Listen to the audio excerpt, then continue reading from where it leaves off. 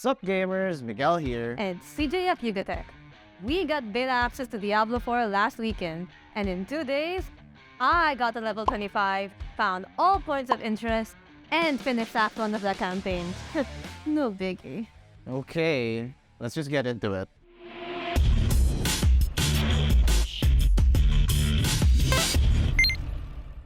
So Diablo 4 takes place 30 years after Diablo 3.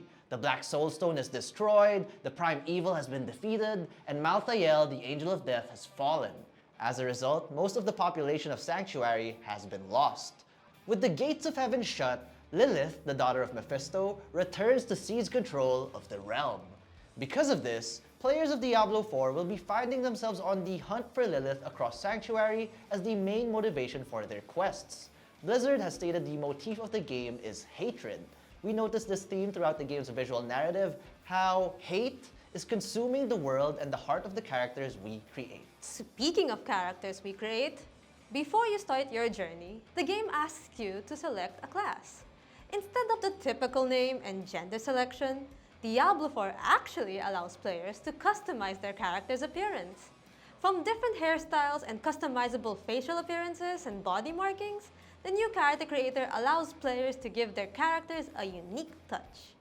Also, cutscenes are now rendered in the game's real-time engine, which showcases the customized character players create, resulting in more immersion within the story. Skill trees also make a comeback in Diablo 4, as players are able to create builds in the form of an actual tree.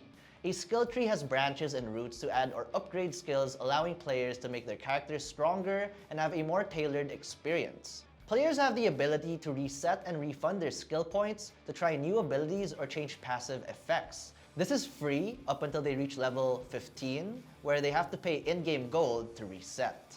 OG Diablo and Diablo 2 fans may recall potions and elixirs. In Diablo 4, potion crafting and upgrading are now brought back in the game. Instead of having an unlimited health potion with a 30-second cooldown like in Diablo 3, Diablo 4 revisits health potions in limited capacity that need to be replenished. Health potions may be dropped by chests or enemies, and just like items, they despawn when they're not picked up after a short amount of time. When players reach level 10, they will have access to the Alchemist, who is then able to upgrade how much their health potions heal them. Alchemists are also able to craft elixirs to give players specific buffs.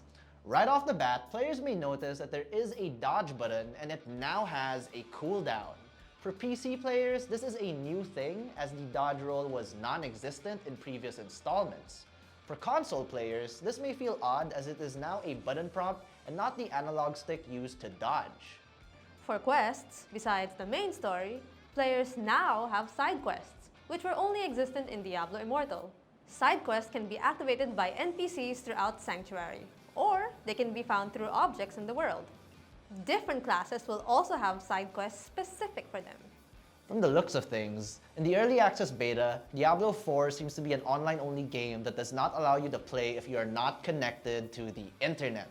In the game, you will meet players scattered around the world and can party up with them to help accomplish their quests or join them in events. Speaking of events, there are two kinds of world events where players may band together and be able to gain rewards once completed.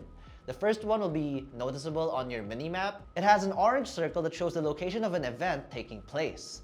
These are short tasks where players defend survivors from waves of monsters or slay enemies until a mini-boss appears. The second kind of event is the world boss. During the early access beta, Blizzard tweeted out the time that Ashava, the world boss for the beta, would spawn. There, players do their best to slay this monster until its health bar drops to 0. The world boss is a powerful creature that is able to take out players with one sweep. Literally. Graphics have definitely improved in Diablo 4. Texture details like fur and fabric are noticeable, especially when zoomed in. The world's physics is also reactive to the players, from snow trails to reactive gusts of wind to bloodied weapons and armor. The game doesn't shy away from its dark and horror origins, as the world shows how gruesome and gory it can be. So with that being said, how was the game? Well, since it was an early access beta, there were some bugs here and there as well as some server-related issues. Nothing that would break the game and should hopefully be fixed upon full release.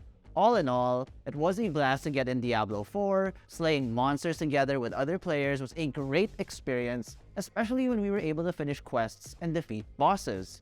If you're a fan of the Diablo series, then you'll truly appreciate what they've done with Diablo 4. For those of you new to the series, don't sweat it, it's still enjoyable and you still feel the tense atmosphere that the world brings. Diablo 4 will have an open beta that's free to play starting today, March 24, that ends on March 26, giving players a chance to try out the game before deciding on a purchase. Get on battle.net and download the beta before the servers close. So what do you guys think about Diablo 4? Are you saying goodbye social life with this one? Let us know in the comments below. And if you enjoyed this video or like this kind of gaming content, be sure to smack that like button, subscribe to our YouTube channel, and hit that bell icon so you get notified of our future uploads. Be sure to visit yugatech.com for this tech and gaming news. Again, this has been Miguel. And this is CJ, and we'll catch you on the next one. Bye! Bye!